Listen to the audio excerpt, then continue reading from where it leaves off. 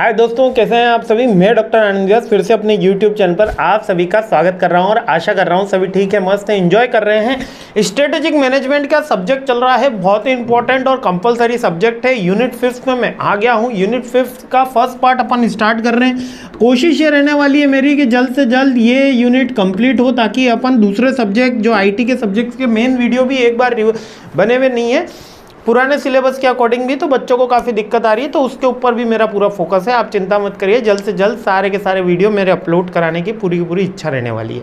ठीक है, आज से थोड़ा सा हम वीडियो की स्पीड भी बढ़ाएंगे, अपलोडिंग की स्पीड भी बढ़ाएंगे, है ना, और मेरी स्पीड भी बढ़ेगी। तो आप सबको समझ में आ रहा है नहीं आ रहा है तो कमेंट करके ज़रूर बताइएगा। 5th यूनिट तक अगर आप मेरे को देख रहे हैं तो आपको ज़रूर मेरा स्टाइल तो अच्छा लगा होगा, और फिर भी यदि आपको कोई सजेशन है, कोई अपडेशन है, अगर आपका कोई कमेंट है तो I am feel free to accept any positive और negative comment from your side. तो अपना राय जरूर देंगे कि आपको समझ में आ रहा है या नहीं आ रहा है। ठीक है, तो अपन 5th यूनिट का फर्स्ट पार्ट स्टार्ट कर रहे हैं। पहला टॉपिक आ गया है अपना strategic evolution and control process. ये जो स्ट्रेटेजिक इवोल्यूशन की यहाँ पर बात हो रही है, स्ट्रेटेजिक इवोल्यूशन का मतलब होता है कि किसी की चेकिंग करना, है ना। जब अपन किसी का चेक कर रहे होते हैं, अब चेक क्या करेंगे, हमारी प्लान को चेक करेंगे, हमारी स्ट्रेटजी को चेक करेंगे, ठीक है, हमारे किसी भी एक्शन को चेक करेंगे। बेसिकली यही होता है कि ये हमने सही किया क्या गलत किया, ये ऐसा होना चाहिए था, ये वैसा होना चाहिए था, तो यही तो हो गया चेकिंग। अब जब इसको स्ट्रेटेजिक प्रोसेस से कर रहे होते हैं तो स्ट्रेटेजी के अंदर क्या होता है, इवोल्यूशन जो किया जाता है, मतलब चेकिंग जो करी जाती है वो कंटिन्यूस करी जाती है। कैसी करी जाती है? कंटिन्यूस। क्यों कंटिन्यूस करी जाती है? क्योंकि स्ट्रेटेजी इंप्लीमेंटेशन भी एक कंटिन्यूस प्रोसेस में होता है। ऐसा नहीं होता कि आज आप स्ट्रेटजी बना दी और इम्प्लीमेंट कर दी और 6 महीने पीरियोडिक उसका स्ट्रेटेजिक इवोल्यूशन करें, ये कंटिन्यूस प्रोसेस है। क्यों कंटिन्यूस है? इसका बेसिक रीज़न आप ये मान के चलिए क्योंकि इसके अंदर फ्लेक्सिबिलिटी अराइज होती है।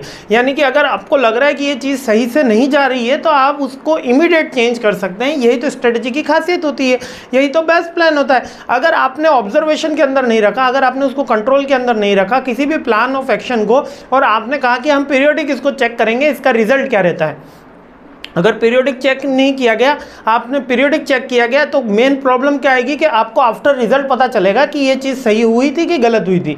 लेकिन जब हम कंटिन्यूस प्रोसेस के अंदर आते हैं, जब हम स्ट्रेटेजी की बात कर रहे होते हैं, स्ट्रेटेजिक इवोल्यूशन की बात कर रहे होते हैं, तब हम एक कंटिन्यूस प्रोसेस के अंदर उसको रेगुलर जजमेंट कर रहे होते हैं।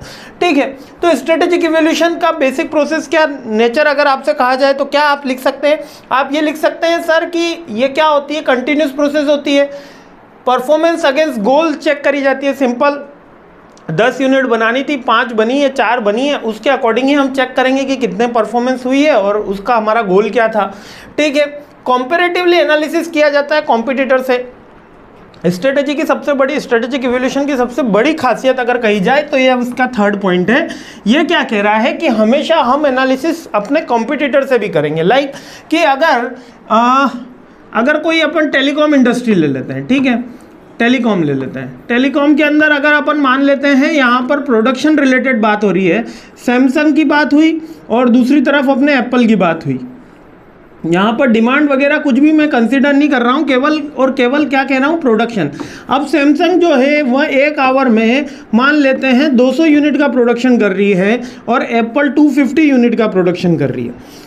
अब इनका जो गोल सेट होगा सैमसंग और एप्पल का, वो तो डिमांड के अकॉर्डिंग गोल सेट होगा प्रोडक्शन का। लेकिन ये जब भी अपना कंपैरेटिवली चार्ट बना रहे होते हैं, जब भी प्रोडक्शन का चार्ट बना रहे होते हैं और जब भी परफॉर्मेंस चेक कर रहे होते हैं, तो स्ट्रेटेजिक इवोल्यूशन ये बोलता है कि आपको आपका तो गोल चेक करना ही है, इसके साथ में आपको आपकी कॉम्पिटिटर कंपनी या कॉम्पिटिटर डिपार्टमेंट, हो सकता है कि 2 प्रोडक्शन हाउस चल रहे हो, ए हो और बी हो, तो दोनों का कंपटीशन भी आपको चेक करना है। यही स्ट्रेटेजिक एवोल्यूशन का नेचर होता है। Act as a feedback mechanism तो इसमें रेगुलर रहता है क्योंकि कंटिन्यूस प्रोसेस रह रही है, कंट्रोल रह रहा है, तो फीडबैक मैकेनिज्म होता है। और क्वांटिटेटिव और क्वालिटेटिव बोथ एस्पेक्ट पर वर्क किया जाएगा। क्वांटिटेटिव मतलब कितने नंबर ऑफ यूनिट है और कितना वेस्टेज कम निकल रहा है, क्वालिटी और क्वांटिटी दोनों पे वर्क किया जाएगा। सारे पॉइंट बहुत ही सिंपल है। This is the nature of the strategic evolution. ठीक है, 4-5 पॉइंट्स है, these are the natures. Clear हो गया ना आपको? तो strategic evolution and control process. अब आगे के पॉइंट में अपन बढ़ते हैं, क्योंकि ये यूनिट काफ़ी छोटी है इसलिए इसको अपन जल्दी से खत्म करते हैं। स्ट्रेटेजिक मैनेजमेंट का प्रोसेस क्या है? अब स्ट्रेटेजिक मैनेजमेंट का प्रोसेस कह दो, स्ट्रेटेजिक इवोल्यूशन मैनेजमेंट का प्रोसेस कह दो, प्लानिंग का प्रोसेस कह दो, प्लानिंग इवोल्यूशन का प्रोसेस कह दो, परफेक्ट स्ट्रेटेजी का प्रोसेस कह दो। 5-7 नाम आपको क्वेश्चन पेपर में देखने को मिल जाएंगे, लेकिन सबका आंसर एक ही मिलने वाला है। कभी भी हम कोई भी चीज़ प्लान करते हैं, देखो ये याद करने से अच्छा है मैं आपको समझा देता हूँ। अभी अपन ने पॉइंट भी शुरू नहीं किए है ना, मैंने एक भी पॉइंट आपको बताया नहीं, लेकिन आप ये खुद कह दोगे कि हाँ सर ये ऐसे ऐसे होता है। कभी भी कोई काम करते हैं अपन तो सबसे पहले क्या करेंगे, एक गोल डिसाइड करेंगे कि हमको करना क्या है ना। स्टूडेंट्स के साथ ये बड़ी दिक्कत है कि पहले वो गोल डिसाइड नहीं करते हैं, पहले वो एक्ट डिसाइड कर लेते हैं, पहले कर लेते हैं उसके बाद डिसाइड कर लेते हैं। अच्छा MBA HR हो गया, अब तो हमको HR में जॉब चाहिएगी, MBA मार्केटिंग हो गया, नहीं पहले अपन को क्या करना है, गोल डिसाइड करना है।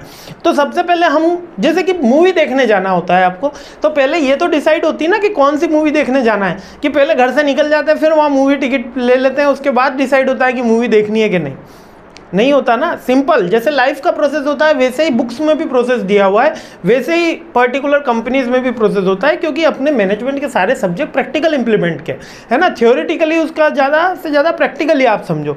सबसे पहले आपने गोल डिसाइड कर लिया, फिर गोल डिसाइड करने के बाद आपको एनवायरनमेंट चेक करना पड़ेगा कि क्या फिजिबिलिटी है कि नहीं। जैसे पिक्चर जाने का डिसाइड हो गया, एनवायरनमेंट घर का चेक किया, पापा जी हैं, माता जी हैं, बहन है, भाई है, दोस्त हैं, किसको ले जाना पड़ेगा, कितना खर्चा होगा, ठीक है। उसके बाद हमने स्ट्रेटेजी बनाई कि किसको कैसे बोलना होगा। माता जी को बोलेंगे कि ऐसा कर लो मम्मी, ऐसा ऐसा हो जाएगा, आज 4 काम हम कर देते हैं, बाजार से ये सब्जी ले आते हैं, मम्मी खुश, तो मम्मी को बोलेंगे पापा को बोल दें। एक स्ट्रेटेजी डिवाइस हो गई। फिर उसको क्या करा जाएगा, इम्प्लीमेंट कर दिया जाएगा। इम्प्लीमेंट कर दी, पिक्चर देख कर आए, पिताजी को पता नहीं था, घर आके डांट पड़ी, तो ये क्या हुआ, अपना उसका फीडबैक हो गया। तो जब वो फीडबैक की बात आती है तो वो स्ट्रेटेजिक इवोल्यूशन के अंदर आ जाता है। अब इसी को अपन पर्टिकुलर कंपनी के पॉइंट ऑफ व्यू से समझते हैं। कंपनी ने सोचा है कि उसको 5 लाख यूनिट्स का प्रोडक्शन करना है, किसी पर्टिकुलर यूनिट का, पर्टिकुलर प्रोडक्ट का। तो जब 5 लाख यूनिट का उसने प्रोडक्शन करने की बात सोची है, तो देखिए उसने क्या डिसाइड किया होगा, उसने उसका मिशन और विजन डिसाइड किया होगा।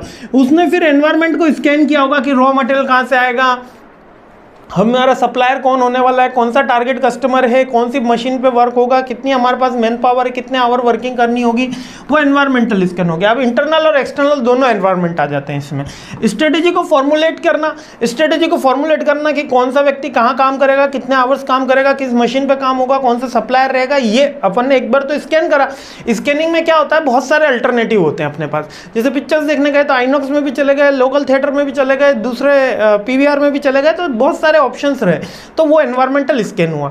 जब हमने उसको फॉर्मुलेट करा तो हमने उसकी एक प्लानिंग कर ली, एक फिक्स कर लिया कि this is are the alternatives. तो ये फॉर्मुलेशन की बात हो गई। फिर हमने उसको क्या करा, इंप्लीमेंट कर दिया, यानी कि हमने वो प्रोडक्शन यूनिट जो थी 5 लाख की उसको स्टार्ट कर दिया, और फिर स्टार्ट हो जाएगी तो इवोल्यूशन हो गई, कंटिन्यूस प्रोसेस है, करंटली फीडबैक आता रहेगा। ये आपका पूरा का पूरा टॉपिक हो गया।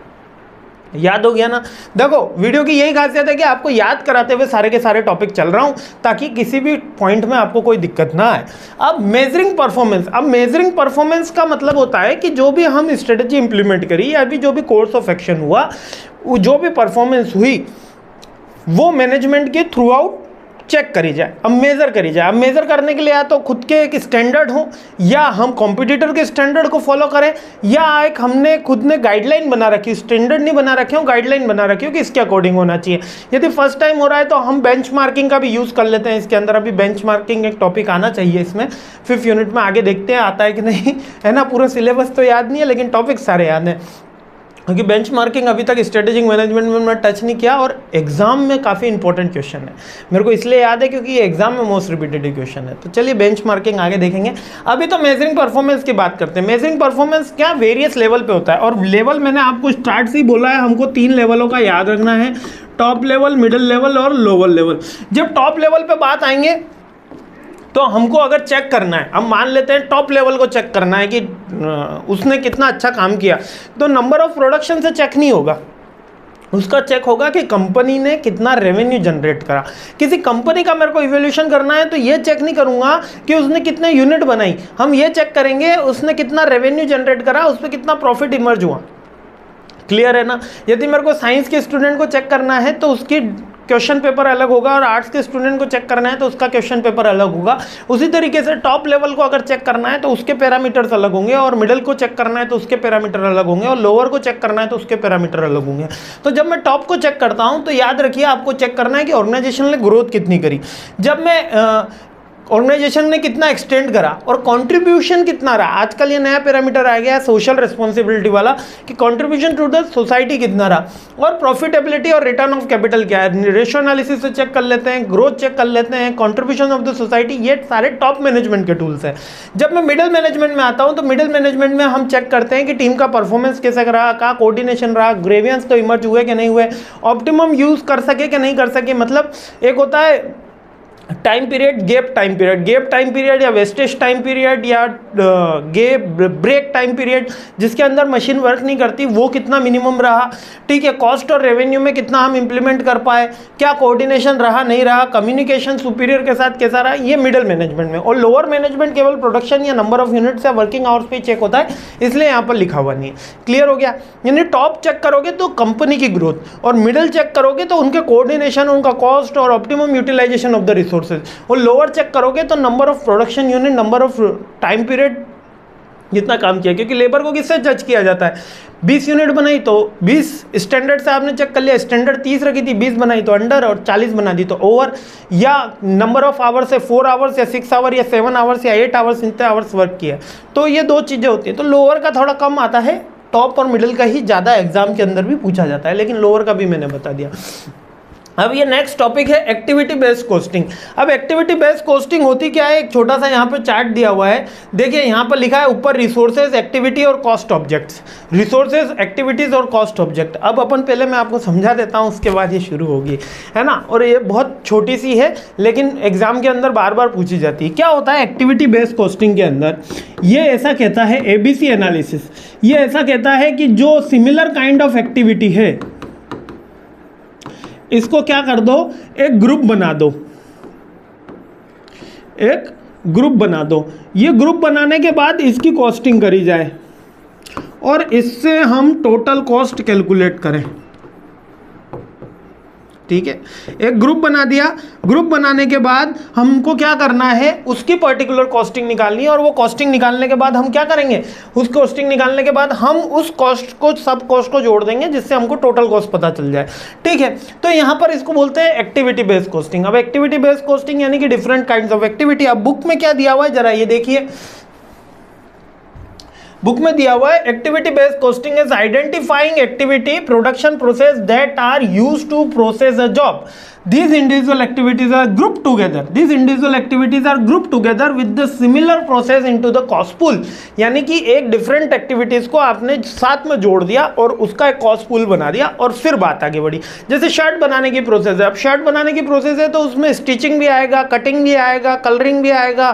ठीक है, डिफरेंट प्रोसेस है, तो उनकी डिफरेंट एक्टिविटीज को एक ग्रुप बना दिया, उस ग्रुप के अकॉर्डिंग हमने उसकी कॉस्ट निकाल दी। पहले क्या होता था, पहले प्रोडक्शन ट्रेडिशनल कॉस्टिंग मेथड होता था।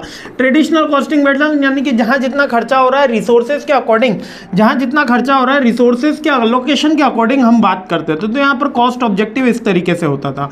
ठीक है, और जब हम इसमें आ गए हैं एक्टिविटी बेस्ड कॉस्टिंग में, तो पहले कॉस्ट ऑब्जेक्टिव, एक्टिविटी और फिर रिसोर्सेज के ऊपर जा रहा है। ये activity cost based, activities cost based जो है, जिनमें वेरियस काइंड्स ऑफ एक्टिविटी होती है, लाइक ऑटोमोबाइल की इंडस्ट्री हो गई, टेक्सटाइल की इंडस्ट्री हो गई, जहाँ पर various kind of production related activities होती है, उसमें ज़्यादा फ्रूटफुल मानी गई है।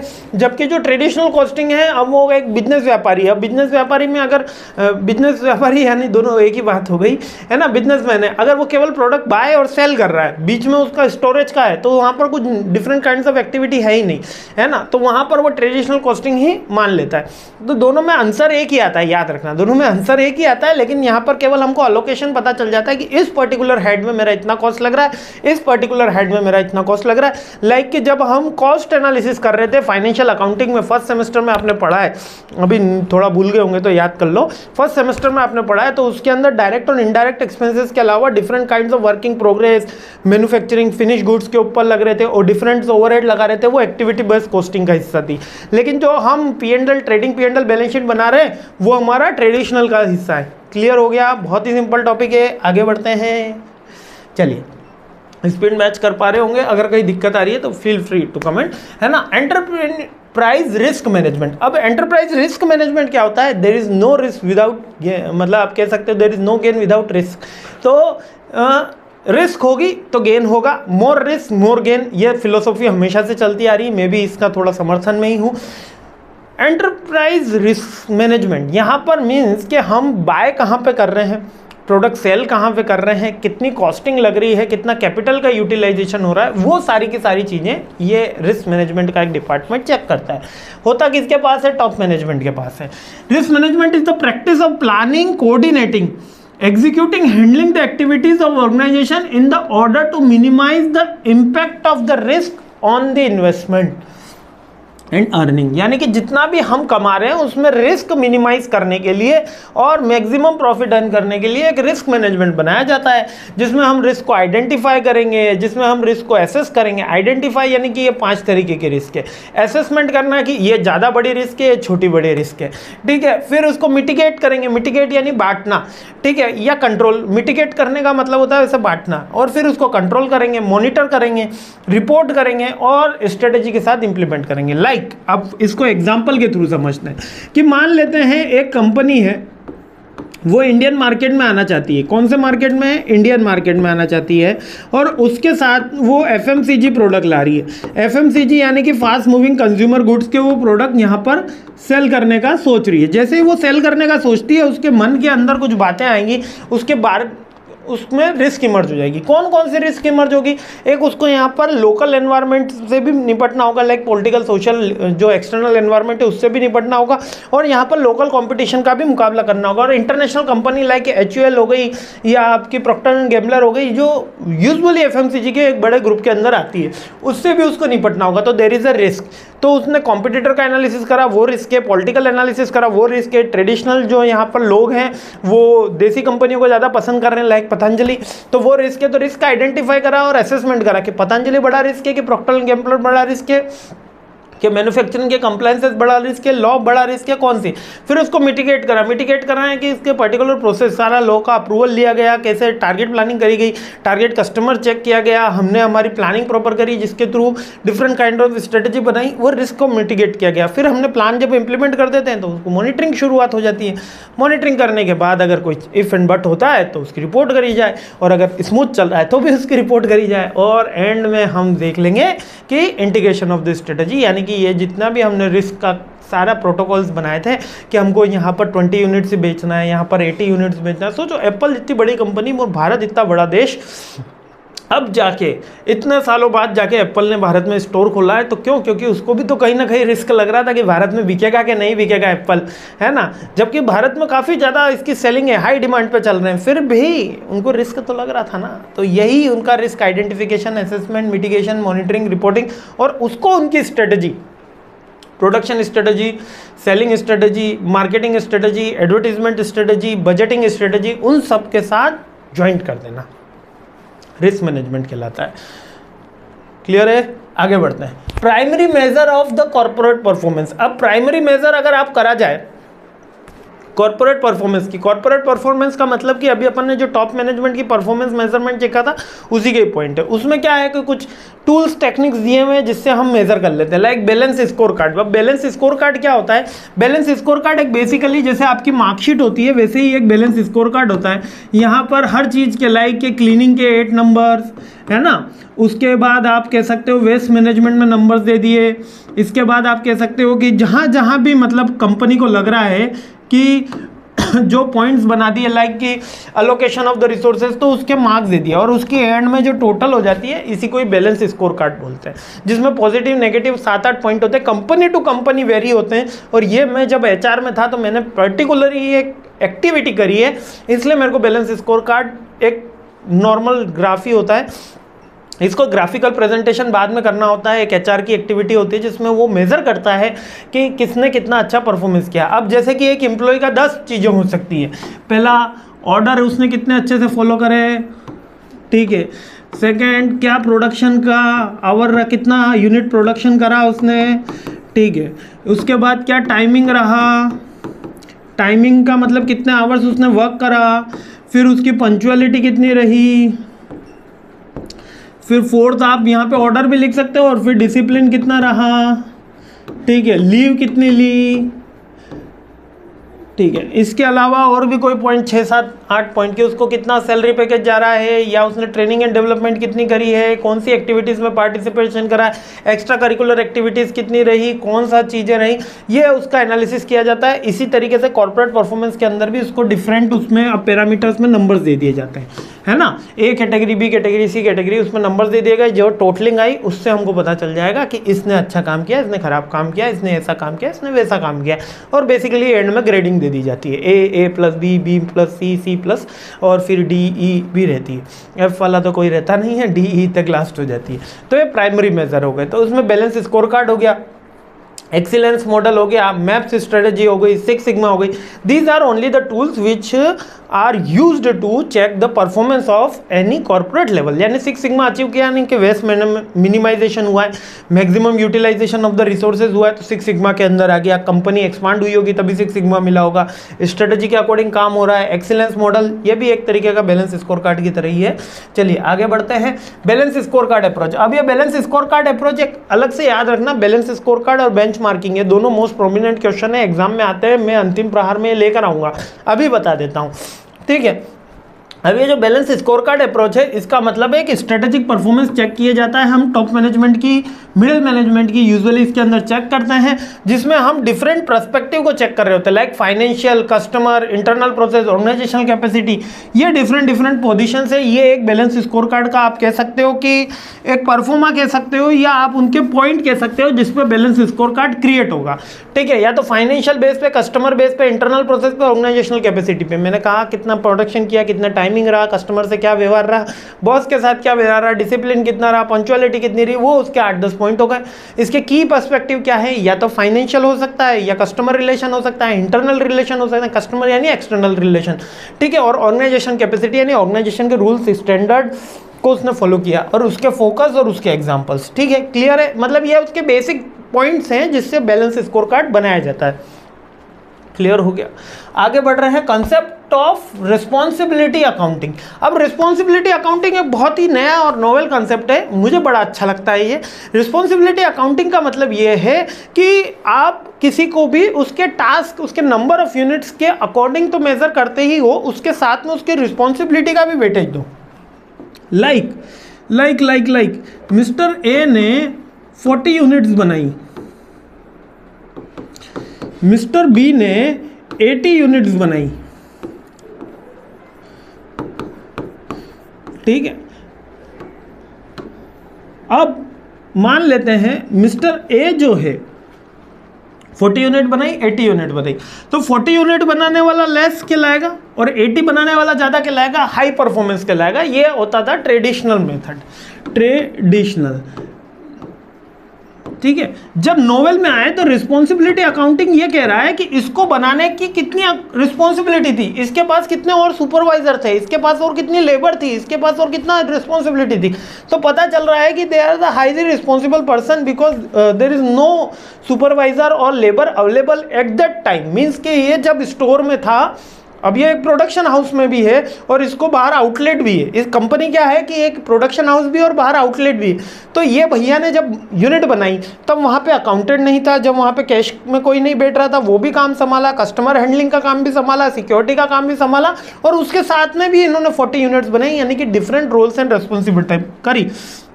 यानी अकाउंटेंट का काम देखा, प्रोडक्शन वाले का काम देखा, इसके अलावा सिक्योरिटी का काम देखा, कस्टमर हैंडलिंग का काम देखा, और जो सेल्फ ए का काम है वो तो उसने देखा ही कि यूनिट जो है उसका बनाई, और यहाँ पर बी को केवल प्रोडक्शन का काम करना था। तो यहाँ पर जब अपन मेज़र कर रहे होते हैं, यहाँ पर जब हम मेज़र कर रहे होते हैं तो ये भी चेक करना जरूरी बोला गया कि आप ये चेक करो कि उसकी एक्चुअल में रिस्पॉन्सिबिलिटी कितनी थी और उसने कितना प्रोडक्शन करा।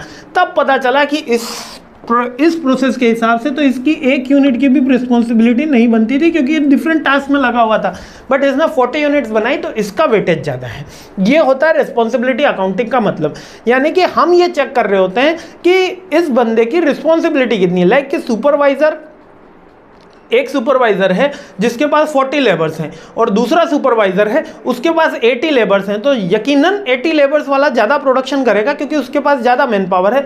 लेकिन 40 जो सुपरवाइजर है, 40 लेबर्स वाला जो सुपरवाइजर है उसके पास डिफरेंट रोल्स एंड रिस्पॉन्सिबिलिटी है क्या, तब हम इस बेस पे कंपेयर किया जाए, केवल नंबर्स पे कंपेयर नहीं किया जाए, क्वालिटी का भी ये परसेप्शन जोड़ा जाए। तो रिस्पॉन्सिबिलिटी अकाउंटिंग ये कहती है कि आप पहले उनकी रिस्पॉन्सिबिलिटी असाइन करो, उसके अकॉर्डिंग आप उनकी मेजरमेंट करो, परफॉर्मेंस अच्छी रही कि खराब रही। आपने रिस्पॉन्सिबिलिटी तो दी नहीं, आपने कहा कि सारा काम हम ही करेंगे और फिर कहते हो कि काम खराब हो गया तो फिर कहोगे कि तुम्हारी गलती है, तो वो काम नहीं है, क्योंकि नंबर ऑफ यूनिट से बातें डिसाइड नहीं होगी। तो बुक के अंदर क्या लिखा है, responsibility account the accumulating and reporting costs on the basis of the individual manager who has actually authority to make day to day decision, यानी रिस्पॉन्सिबिलिटी भी है, अथॉरिटी भी है, एक्चुअली अथॉरिटी होनी चाहिए। अब कुछ प्रोडक्शन खराब हो गया, आपने अथॉरिटी दे नहीं रखी थी और बाद में आप उसको ब्लेम कर दो या कुछ भी एक्सक्यूज कर दो, तो वो गलत बात है। ये रिस्पॉन्सिबिलिटी अकाउंटिंग ये कहती है। यहाँ पर मेजरमेंट के लिए ये बोला गया, परफॉर्मेंस मेजरमेंट के लिए, कि आप रिस्पॉन्सिबिलिटी के अकॉर्डिंग उसकी मेजरमेंट करिए, नंबर ऑफ यूनिट के अकॉर्डिंग मत करिए। आ गया टॉपिक बेंचमार्किंग, मोस्ट इंपॉर्टेंट है, मैंने कहा था 5 यूनिट में आएगा। अब बेंचमार्किंग क्या होती है? बेंचमार्किंग बड़ा सिंपल, किसी ने एक डिसाइडेड स्टैंडर्ड फिक्स कर दिया होता है, वो बेंचमार्किंग कहलाती है। कौन डिसाइड करता है? हो सकता है आपका कॉम्पिटिटर डिसाइड कर दे, हो सकता है आपकी ऑर्गेनाइजेशन में से डिसाइड हो जाए, हो सकता है कोई थर्ड पार्टी हो जिससे आप माइग्रेट कर रहे हो, है ना, या किसी पर्टिकुलर रिप्रेजेंटेटिव ऑर्गेनाइजेशन हो, लाइक ISO हो गया, ISI मार्का हो गया, तो ये बेंचमार्क दिए हुए हैं। अब ये क्या कह रहे हैं कि ये पर्टिकुलर बेंचमार्किंग है, मीन्स के इतने तो बनाने ही हैं। लाइक अगर इंडिया में कहा जाए तो सचिन तेंदुलकर साहब ने एक बेंचमार्क डिसाइड कर रखा, 49 सेंचुरीज, अभी बहुत साफ चल रहा है कि विराट कोहली साहब उसको ब्रेक करें, तो वो एक हाईएस्ट रिकॉर्ड बना हुआ है। क्लियर हो गया? तो this is the benchmark. Clear, मतलब कि हाईएस्ट वहाँ तक पहुँचा गया, एक पर्टिकुलर स्टैंडर्ड फिक्स कर दिया। शर्मा जी के बेटे के इतने परसेंट बने, तो शर्मा जी का जो बेटे ने परसेंटेज बनाया वो बेंचमार्क है। क्लास में 70 जने थे, 69 फेल हो गए, कितने? 69, तो बेंचमार्क क्या बना? 69 फेल हो गए, एक बच्चा पास हो गया 37% से, तो उसने एक स्टैंडर्ड फिक्स कर दिया किसका? पास होने का।